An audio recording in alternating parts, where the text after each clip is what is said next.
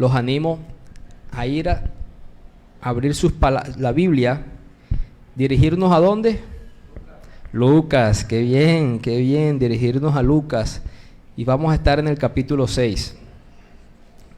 Que quizás para algunos vaya a ser una sorpresa, quizás para otros vaya a ser algo decepcionante, para otros pueda ser atractivo, pero esperemos que el Señor nos dirija en esta mañana. Por favor, pónganse de pie. Vamos a leer Lucas capítulo 6, los versículos del 20 al 22. Capítulo 6, del 20 al 22. Yo leo el 20 al 21, ustedes leen el versículo 22. Lucas capítulo 6, yo leo el versículo 20, 21 y todos juntos leemos el 22. Y alzando los ojos hacia sus discípulos, decía: bienaventurados vosotros los pobres, porque vuestro es el reino de Dios. Bienaventurados los que ahora tenéis hambre, porque seréis saciados. Bienaventurados los que ahora lloráis, porque reiréis. Todos juntos. Bienaventurados cuando los hombres os aborrezcan y cuando os aparten de sí y os vituperen y desechen vuestro nombre como malo por causa del Hijo del Hombre. Vamos a orar. Amado Dios, Señor Padre. Padre, hemos leído tu palabra y en una lectura rápida parece contrario a la lógica humana esta palabra bienaventurado en las condiciones que aquí las vemos, Señor. Pero confiamos que tú eres más sabio que la lógica humana. Confiamos de que tú nos has escogido como pueblo tuyo para hacernos un pacto donde nos haces bien. Confiamos que estas palabras fueron dirigidas por Cristo y que Él es la fuente de toda sabiduría. Señor, existe un tropiezo para entender tu palabra y es nuestro pecado, nuestra debilidad y las muchas debilidades del predicador. Queremos pedirte, Señor, que tú estés por encima de eso, que tu gracia sea mayor a nuestros pecados y nos transformes a la luz de tu verdad. Tú has dicho, Señor, que somos santificados por tu palabra, porque tu palabra es verdad. Queremos ser santificados por ti en esta mañana. Queremos ver tu palabra obrar en los corazones que no creen en ti. No importa si son adultos o si son niños, Señor. Ten misericordia de esta iglesia local. A nivel personal, Dios, tú conoces el contexto de la preparación de este sermón. Tú sabes las muchas debilidades presentes para mí, Señor. Yo te pido no ser de tropiezo para tu iglesia, porque tú eres la cabeza de esta iglesia. Bendito seas Cristo por interceder por nosotros. Amén y amén. Pueden sentarse, por favor.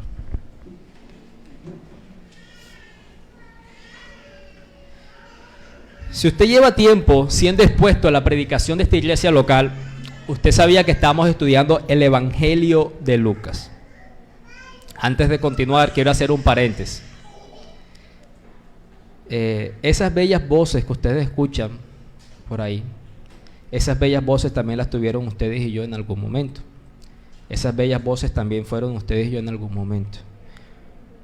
Es de suma alegría que los niños puedan ir y escuchar la voz de Cristo. Pero obviamente, según las edades, algunos atenderán más, otros atenderán poco. Pero lo que es un impedimento para el hombre no es un impedimento para Dios. Si Dios desea obrar en un niño tan pequeño en medio de su llanto, Él así lo va a hacer. ¿Qué nos corresponde a nosotros? Orar por ellos y ser pacientes con ellos. No serán niños toda la vida, así como ustedes tampoco lo fueron. Entonces, los animo a ser pacientes en medio de estas circunstancias y alegrémonos porque en esta iglesia hay niños, nueva generación, donde los padres desean traer a sus niños a la verdad. Les decía, si usted lleva con tiempo atendiendo la predicación por parte mía, sabe que llevamos un tiempo estudiando el Evangelio de Lucas. Y ahora que nos encontramos en el capítulo 6, aprendimos la vez pasada en los versículos del 17 al 19, por qué las personas seguían a Jesús. ¿Quiénes eran los que seguían a Jesús? Vimos 3 grupos según el versículo 17, ¿no? Los apóstoles, los discípulos y una gran multitud. Cada uno con sus motivaciones particulares. Algunos lo buscaban para oírlo, otros para ser sanados, otros para ser librados de demonios y otros por el atractivo del poder de Jesús que emanaba de él. Ese es el resumen del sermón pasado. Y luego de esta ocasión, si usted ha estado leyendo su Biblia y quiso mirar la porción que seguía en esta predicación secuencial, pudo fijarse que venían las bienaventuranzas. E inmediatamente quizás su mente se fue al libro de Mateo, capítulo 5, que es donde conocemos el Sermón del Monte. Y nosotros tenemos un resumen por parte de Lucas de ese sermón, que empieza en el versículo 20 y termina en el versículo 49 de este capítulo 6. Primero que quiero decirles el título del sermón, y le hemos titulado Las características del creyente. Las características del creyente. Aunque este es un título de una miniserie que precisamente es el Sermón del Monte. Las características del creyente. Y lo primero que tengo para compartir con ustedes, no sé si alguno ha escuchado, todos conocemos el Sermón del Monte, ¿no? Y hemos escuchado muchas enseñanzas sobre él. ¿Alguno ha escuchado el Sermón de la Llanura? Quizás algunos sí, quizás otros no. ¿Por qué les digo esto? Porque ciertas personas, académicos, ven esta porción del libro de Lucas muy distinto o no siendo el mismo sermón que hablamos del Sermón del Monte en Mateo capítulo 5. Algunos llaman el Sermón de la Llanura porque precisamente dice que él descendió con ellos y se detuvo en un lugar llano, versículo 17. Algunas personas dicen, no es el mismo sermón. Jesús pudo haber predicado lo mismo, de los mismos temas, como cualquier predicador que de pronto es enviado a otra congregación. Usted en alguna oportunidad tuve la bendición de predicar en la iglesia de Riguacha, predicó un sermón que ya había predicado en esta iglesia local sobre el Salmo 51, y algunos lo ven así. No es el mismo sermón, es otra ocasión, no es el mismo lugar. Aquí está hablando de un lugar llano.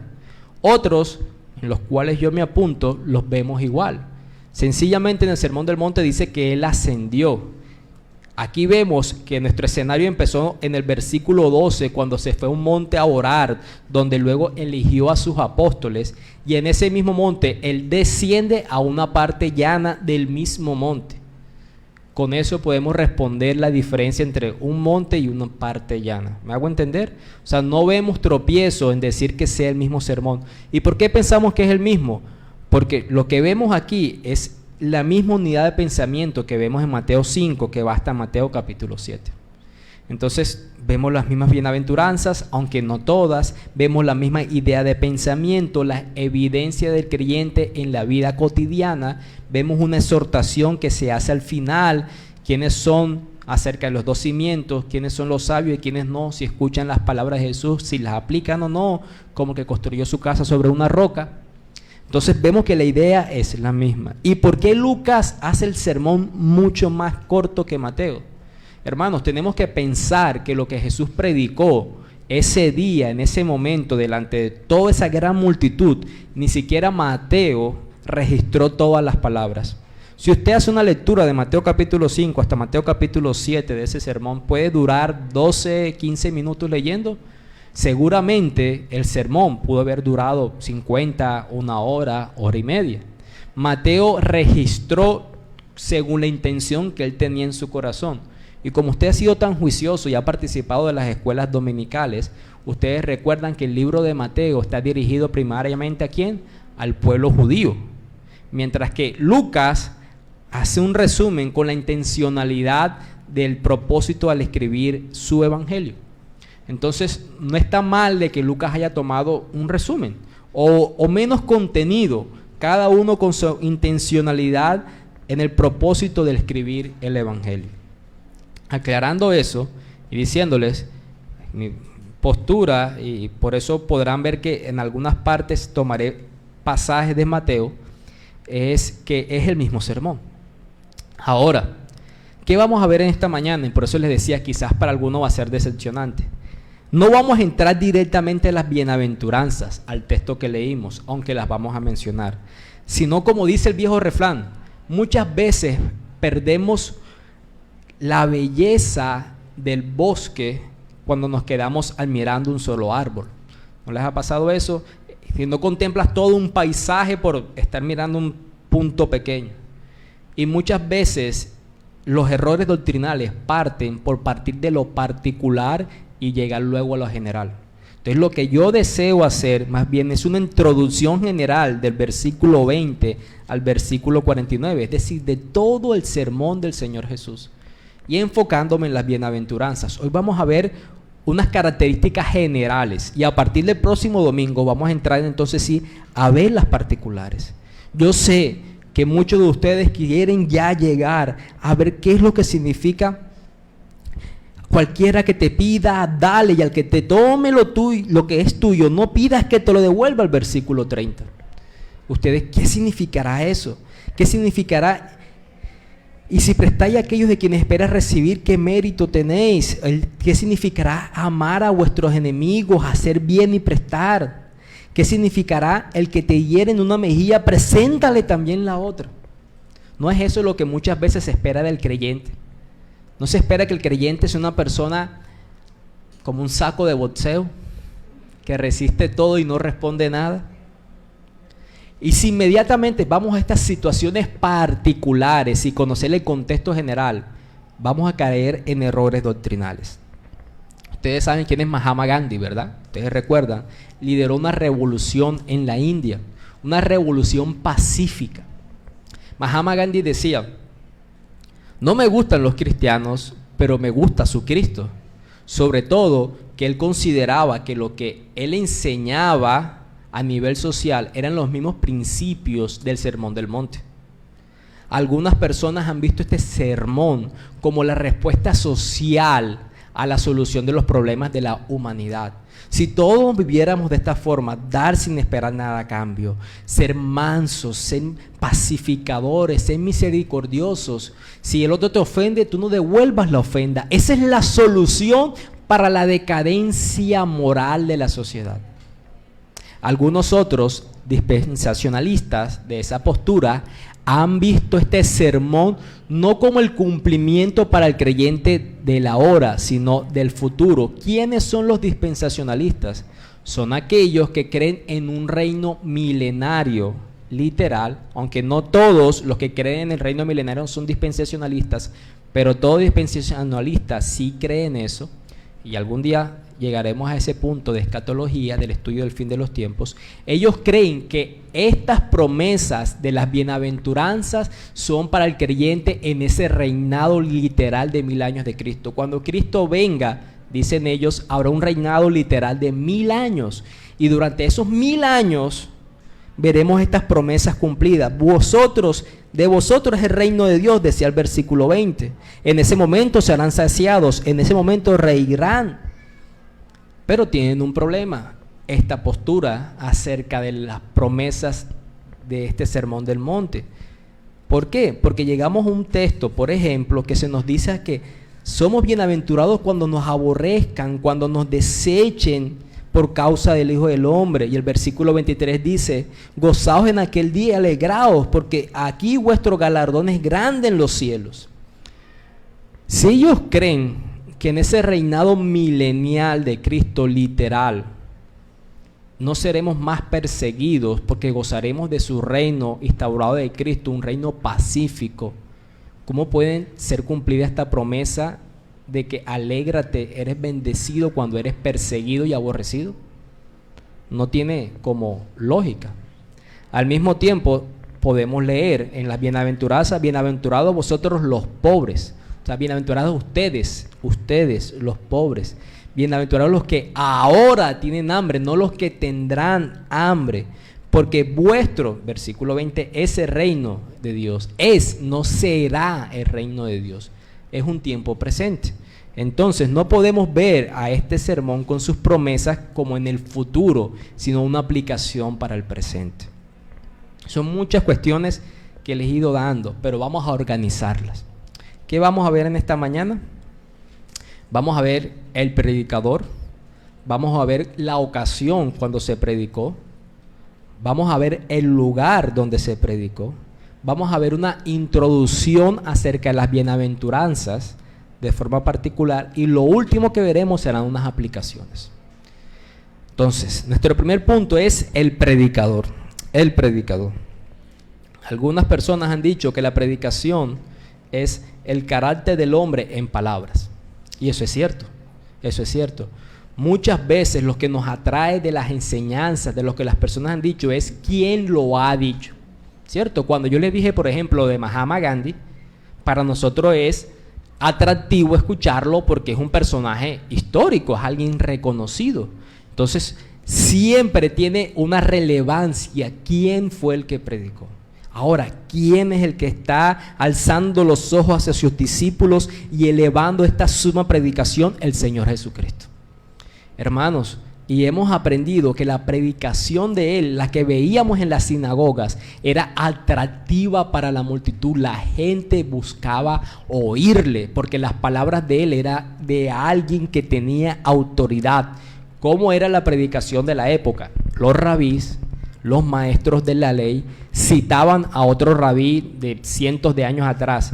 Ellos exponían la ley de Moisés y empezaban a explicarla diciendo: rabí no sé quiéncito dijo esto hace tantos años, el otro rabí dijo esto hace tantos años. Si ustedes quieren ver algo actual, aún en YouTube, ustedes pueden buscar predicaciones acerca de los rabí y ve traducidas al español, obviamente, no creo que alguno aquí hable árabe. Entonces podrán ver cómo ellos se basan en sus enseñanzas citando a otros maestros. Por eso Jesús en Mateo dice: ustedes han escuchado, pero ahora yo les digo. La explicación que le estoy dando proviene de mi propia autoridad. Y qué maravilloso es saber que de aquel quien se dice en Juan capítulo 3, 16, se dice que Dios envió a su Hijo. ¿Para qué? ¿Ustedes recuerdan esas maravillosas palabras? Versículo tan conocido, Juan capítulo 3, versículo 16, porque de tal manera amó Dios al mundo que ha dado a su Hijo unigénito, para que todo aquel que en Él cree no se pierda, mas tenga vida eterna. Porque no envió Dios a su Hijo al mundo para condenar al mundo, sino para que el mundo sea salvo por Él. Cristo vino para traer bendición. Que ese al que vino para traer bendición a todo aquel que se arrepiente y cree en Él, es quien pronuncia estas palabras. Quiere decir que sus palabras son de bendición para quienes la atienden. En este caso, ellos en ese momento y ahora nosotros. Este predicador que conoce el contexto de las personas, no únicamente por su omnisciencia, por conocer el corazón de ellos, sino por ser el Dios de la historia. Él sabe dónde los hombres han fallado en la búsqueda de la felicidad desde cualquier tiempo, y nos va a enseñar cuál es la verdadera felicidad del ser humano. Este predicador que vio a la gente como una multitud, como ovejas sin pastor, decide pronunciar estas palabras precisamente para pastorear el corazón de los suyos. Este predicador que como ministerio principal tenía la exaltación, promulgación, predicación de la palabra de Dios. Como hemos aprendido, Él le dice a sus discípulos: vámonos hacia otra ciudad, porque aún allá tengo que predicar el evangelio del reino de Dios. Este predicador que en la sinagoga nos enseña, cuando cita el texto de Isaías y les dice: hoy se ha cumplido este tiempo, pasaje que ya vimos en Lucas capítulo 4, donde está diciendo a quién dirige las palabras principalmente. ¿Cuál es la ocasión?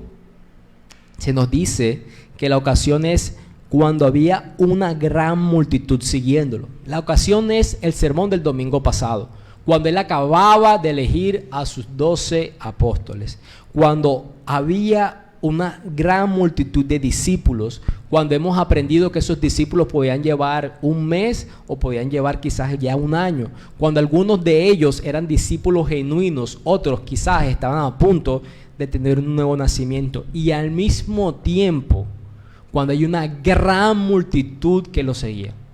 Hemos dicho que quizás esa multitud podían ser alrededor de unas 10,000 personas, o no está mal si pensamos que es un número mayor. Él vio la oportunidad, como cuando un carpintero ve un árbol y dice: me gustaría derrumbarlo para construir una pieza preciosa de madera.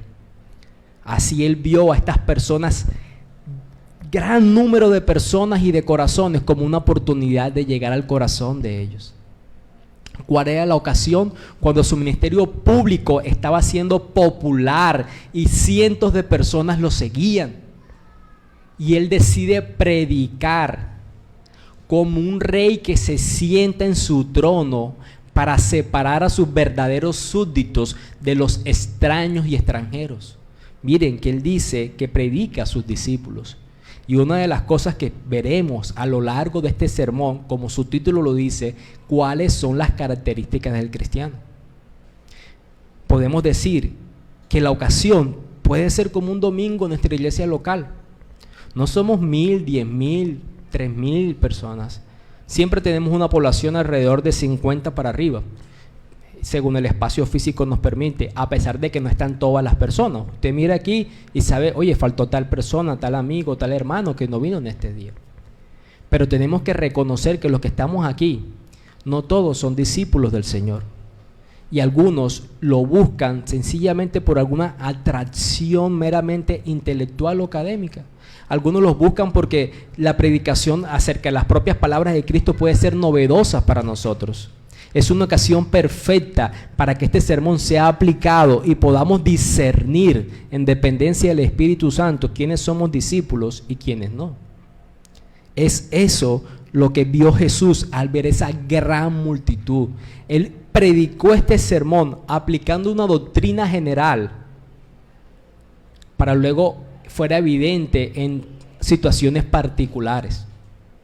Esa era la ocasión. Muchos corazones, muchas personas siguiéndolo a él. ¿Cuál fue el lugar? Bueno, como les decía, se nos dice que él se hallaba en un monte, en una parte llana de este monte. ¿Y qué tiene de particular esto? Bueno, a lo largo de la historia bíblica, en muchos montes ha habido algunas relevancias por parte de Dios. ¿Dónde fue dada la ley de Moisés? En el monte Sinaí. ¿Cómo se hace referencia acerca de la iglesia? El monte de Sión. ¿Dónde fue redimido nuestros pecados? En el monte Calvario. ¿Dónde fue la ascensión del Señor Jesucristo? En el monte de los Olivos. ¿No sería extraño entonces que el sermón más reconocido que diferenciaba a los verdaderos creyentes de los falsos fuera predicado entonces en un monte? ¿Cuál es el monte físico? No lo sabemos, no tenemos detalles. Y gloria a Dios que no tenemos detalles de ese monte. Ustedes se imaginan las procesiones al día de hoy si supiéramos cuál fuera ese monte. Todos buscando la bendición de Dios de las bienaventuranzas. Porque si tú asciendes por este monte, serás bienaventurado. No lo sabemos, pero era un lugar adecuado para hacerlo. Por el Evangelio paralelo de Mateo, se nos dice que en ese lugar Cristo se sentó y empezó a enseñar. No solamente para tener una mejor resonancia al momento de la predicación, sino que en la cultura rabí, en la cultura del primer siglo, cuando un rabí enseñaba, cuando un maestro enseñaba caminando, sus palabras no eran tomadas como con un absoluto valor. Era algo para meditar, pero no era algo de un absoluto valor. Pero cuando ellos se sentaban, tomaban una postura, lo que la humanidad llama ex cátedra, una palabra en latín que significa predicar con una autoridad suprema. Y aquí está Cristo sentado, predicando ex cátedra, con una autoridad suprema en este monte, en este monte. Ahora, les decía, vamos a ver también una introducción acerca de las bienaventuranzas. ¿Qué es lo primero que tenemos que notar acerca de las bienaventuranzas? Tenemos que notar que estas características son para todos los creyentes. Como lo sabemos, dice que alzando los ojos hacia sus discípulos en el versículo 20. Hermanos, estas características de bendición, bienaventurados, aquellos que se menciona aquí, vosotros los pobres, no es para una clase de discípulos, no es para los más espirituales, no es como dice la Iglesia Católica, para los que van a ser canonizados porque su vida moral fue distintiva a la de los demás, no. Estas características tienen que estar presentes en todo creyente. Lleve usted una semana, lleve usted 20 años. ¿Y cuáles son esos creyentes? Se nos dice, bienaventurados vosotros los pobres. Y por el Evangelio paralelo de Mateo, en capítulo 5, se nos dice que los pobres en espíritu. No es la pobreza material la que es una bendición para el ser humano. Incluso Proverbios capítulo 30 nos dice, no me des pobreza para que no teniendo que hurtarme aparte de ti. La Biblia no reconoce que los que son pobres materialmente tienen un grado de bendición, así tampoco como los que son ricos. La pobreza a la que él se está dirigiendo aquí es una pobreza espiritual. Es alguien que se ve a sí mismo sin ninguna capacidad en su cuenta moral de obras de rectitud suficientes para ser aceptados por Dios. Asimismo, las características, como les decía, que debe ser todo creyente, luego de identificarse como alguien pobre espiritualmente, alguien que no tiene una suficiente ahorro moral para ser aceptado por el Dios santo, perfecto del universo, es alguien que, por consiguiente, tiene un hambre. Y esa hambre, por el Evangelio de Mateo 5, sabemos que es un hambre espiritual. ¿Por qué lo sabemos? Porque comprendemos que si tú mismo te ves incapaz de tener en tu rectitud moral suficientes obras para ser aceptado por Dios, lo que va a pasar después es entonces desear ser saciado en tu vida moral y de santidad. No tengo cómo estar delante de ti, Dios, por mis propias obras, pero deseo estar contigo. Eso es tener hambre espiritual. ¿Cómo puedo solucionar la necesidad que tengo de ti si con mis propios actos no puedo estar contigo? La otra característica es unos que lloran. Y obviamente, al mirar tu condición, que no tienes suficiente en tu cuenta de ahorro, de piedad, y al desear a Dios, nunca te hayas satisfecho con tu condición. Nunca te hayas satisfecho con tu condición. Tú lloras al ver tu propia condición, y no solamente la tuya, sino a la de las personas a tu alrededor, como la oración de Daniel, cuando oraba pidiendo perdón por sus propios pecados y por los pecados de la nación. Y lo otro es que este tipo de vida te va a llevar a ser aborrecido por la humanidad. ¿Por qué? Porque es un asunto contrario a la lógica humana. ¿En qué desgasta la vida el hombre? Buscar la satisfacción material, buscar una satisfacción en su propia vida, en sus propias obras, en verse a sí mismo como excelsos y sublimes, y mucho menos buscan no parecer débil delante de los demás. La condición de sentirse quebrantado por tu condición moral no es un asunto que ellos le hagan sentir orgulloso. Les decía que las bienaventuranzas entonces son características de todo creyente, no de unos que son más maduros espiritualmente. Y esas características que Lucas nos resume es pobreza espiritual, hambre espiritual, dolor por el pecado y aborrecimiento por el mundo. Todo aquel que es creyente debe tener estas características. Un segundo punto, como introducción a estas bienaventuranzas, es no solamente todo creyente debe percibir estas características, sino que debe percibir todas las características. ¿Entienden eso? Tú no puedes percibir, no, yo soy creyente porque yo sé que no tengo nada bueno en mí, pero asimismo no ves únicamente, asimismo no ves las otras marcas en ti. Nuevamente, me explico. No solo basta con que todo creyente, no los que empezaron o los que llevan mucho tiempo, sino que todo creyente debe ver estas características en él. Todos, no unas cuantas. No, yo soy un pobre espiritual porque sé que nada bueno hay en mí, pero también tienes sed y hambre de justicia. ¿También lloras por tu pecado? ¿También entiendes que eres rechazado por el mundo? Y es que una característica te lleva a la otra. Nadie va a clamar a Dios para que provea la justicia necesaria para tener una relación con Él, quien primero no se ve a sí mismo como un pobre de espíritu. Y se dieron cuenta que una va siendo desenglosada de la otra.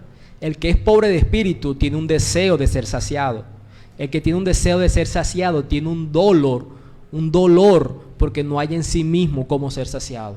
Y luego, al ver estas características y vivirlas de esta forma, el mundo te aborrecerá. Entonces no solamente vas a aprender, y las vamos a profundizar en los otros sermones, cada característica en particular, que tienen que estar en ti. Y es importante, ya van a dar cuenta por qué es importante, si están o no están en ti. Luego de ver estas características que llamamos bienaventuranzas, tenemos que ser honestos y decir que no son de forma natural del corazón del ser humano. No nacen de un corazón del hombre natural. ¿Qué quiere decir eso? Como dice el apóstol Pablo en 1 Corintios, las cosas espirituales son únicamente discernidas por el Espíritu. Una persona incrédula no se ve a sí mismo como a alguien con pobreza espiritual. Una persona incrédula no se ve a sí mismo como alguien que necesita ser saciado por la justicia de Dios. Una persona incrédula nunca llora por su pecado. El apóstol Pablo en la carta a Corintios dice que hay un arrepentimiento que es según Dios, que es para vida, pero hay un arrepentimiento que es según el mundo, que es para muerte. ¿Qué quiere decir eso? Al mundo le avergüenza su pecado y siente una experiencia como de remordimiento. ¿Por qué? Por la humillación al ser descubierto, pero no siente nunca un dolor cuando peca contra el Dios Santo. David dice en el Salmo 51, contra ti he pecado, después que había adulterado con Betsabé y había sido autor material, intelectual del homicidio de Urías. El incrédulo no puede experimentar estas características porque estas características no provienen de un corazón de un hombre natural. Como en el pasaje que leíamos de Jeremías, la promesa de Dios para su pueblo es un nuevo corazón. Solo aquellos que han sido regenerados, solo aquellos a quienes Dios les ha dado vida espiritual pueden evidenciar estas características. También podemos ver que estas características son para un reino distinto. Son para un reino distinto. Se nos dice que los que son pobres de espíritu son los que pertenecen al reino de Dios. Mis hermanos, ¿por qué ocasionó tanto controversia esta predicación por parte de Jesús? Ustedes recuerdan cuando él en Nazaret, en la sinagoga de Nazaret, su ciudad natal, su ciudad donde vivió y creció, predicó en la sinagoga. ¿Y cuál fue la respuesta de ellos? Ahí mismo en Lucas capítulo 4. ¿Cuál fue la respuesta de ellos? Quisieron asesinarlo. Le echaron fuera de la ciudad y le llevaron hasta la cumbre del monte sobre el cual estaba edificada la ciudad de ellos para despeñarle. ¿Por qué? ¿Por qué sus conciudadanos quisieron asesinarlo tirándolo de un barranco? Precisamente porque él les dijo que el mensaje del Señor que lo había ungido para predicar era para dar buenas nuevas a los pobres, a los quebrantados de corazón, a los ciegos, libertad a los oprimidos. ¿Qué quiere decir eso? Lo que eso quiere decir es que estas verdades son aplicadas a personas que entienden que lo que Dios viene a hacer a sus vidas no es para el aquí y para el ahora. Es para disfrutar a Dios ahora, temporalmente, y para disfrutar de Dios perfectamente en el estado de gloria. esta verdad de Jesús dividió y por eso muchos los dejaron de seguir, porque estas verdades son para aquellos que consideran que su condición espiritual y la bendición de Dios primariamente no se halla en el bien material del aquí y del ahora. Dios provee, pero lo que Dios ofrece va más allá de un reino distinto. Ellos rechazaron identificarse a sí mismos como pobres espirituales. ¿Sabes tú que la bendición que tú tienes para tu vida, donde Él llama bienaventurado a estas personas, va más allá de lo que tú deseas en el aquí y en el ahora?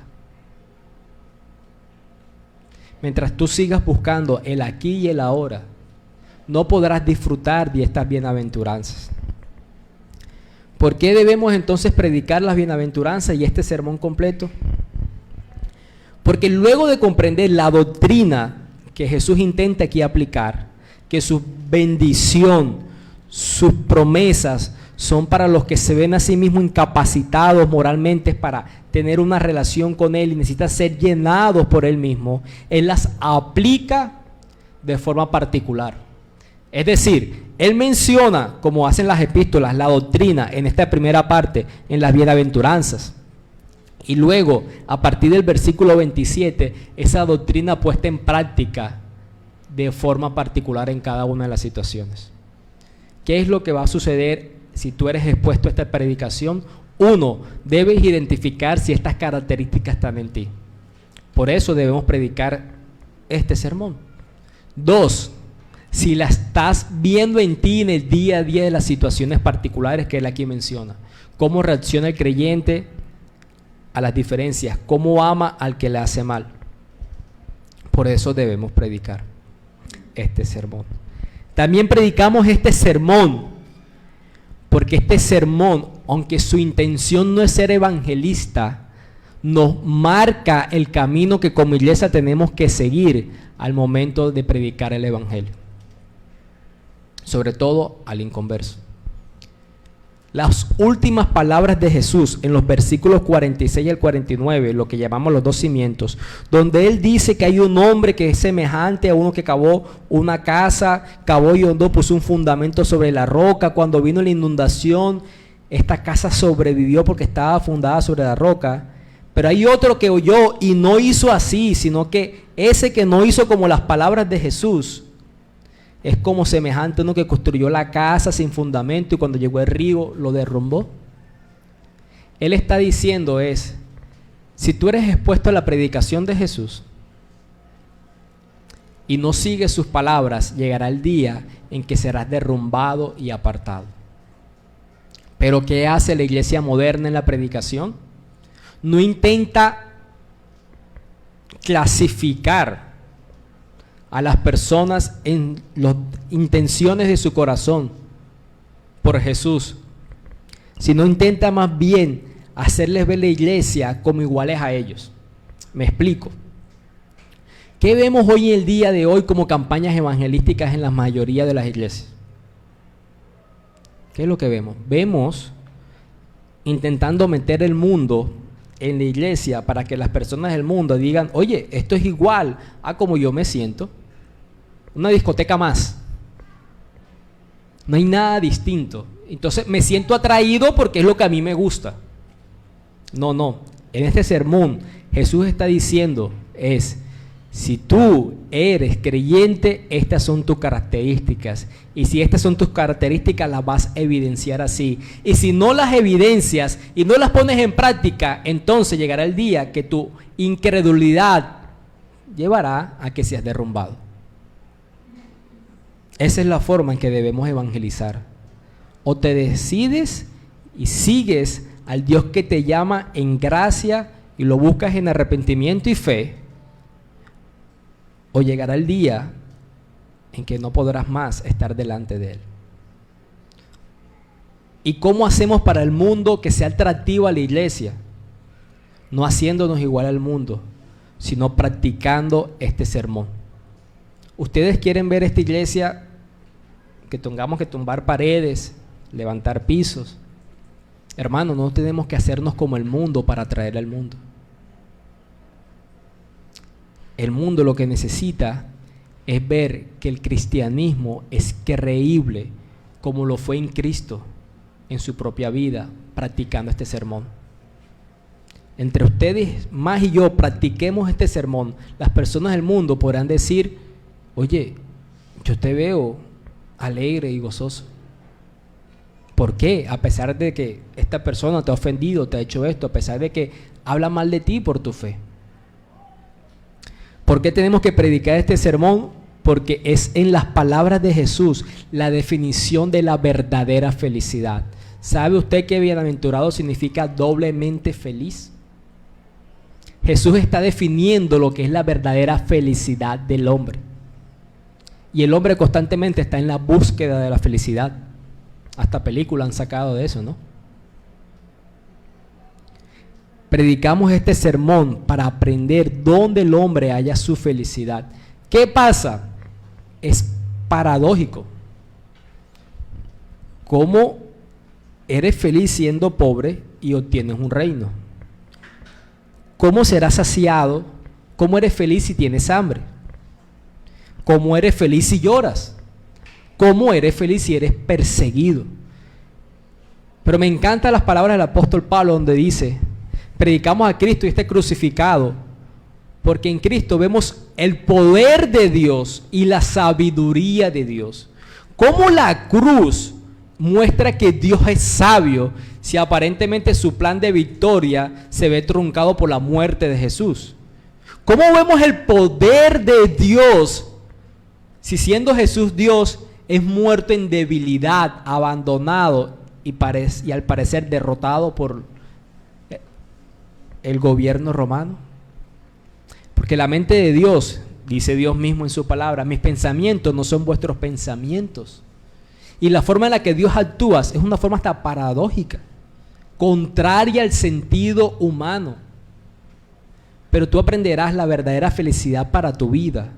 No es como el mundo te la ofrece, sino como Dios dice que es. Por eso te invito entonces a que con regularidad puedas ser expuesto a este sermón. Pudimos ver quién es el predicador de este sermón, los versículos 20 al 49. Pudimos ver cuál fue la ocasión: una gran multitud buscándolo de él, pero no todos siendo creyentes. Pudimos ver el lugar donde él lo predicó. Pudimos ver características de las bienaventuranzas, que todo creyente debe tenerlas, que todo creyente debe tener todas las características, que una sale de la otra. Pudimos también ver que predicamos este sermón porque nos modela el evangelismo que como iglesia tenemos que practicar. Nos modela también la verdadera felicidad. Y es por eso entonces que quise hacer como la introducción de todos los sermones, cuando tú sepas de lo que vamos a hablar, cuando tú puedas ser enfrentado a que cualquiera que te pida, dale, de que tome lo que no es tuyo, no pida lo que te lo devuelva. Recuerda de dónde proviene tu felicidad, y que lo que parece ilógico es sabio en la mente de Dios. Amén. Vamos a orar. Amado Dios, Señor, gracias por tu bondad, por tu misericordia. Gracias por darnos este abrebocas, Señor. Era mi deseo que mis hermanos pudieran tener como el tráiler de una película, sencillamente para animarlos a participar de lo que viene para nosotros, Señor. Es sumamente importante ser expuesto a esta verdad, porque en palabras de Jesús, estas predicaciones para sus discípulos, y termina separando los que son sus verdaderos súbditos a los que son extraños para Él. Gracias, Señor, por darnos la oportunidad de recibir esta palabra, de saber que Jesús mismo dirige esta predicación, de saber cuáles son algunas características que como creyentes debemos identificar. Queremos pedirte que durante toda la semana podamos meditar en ello, podamos apartar tiempo para venir a escuchar estas características, Señor. Bendice el regreso a nuestros hogares. Amén y amén.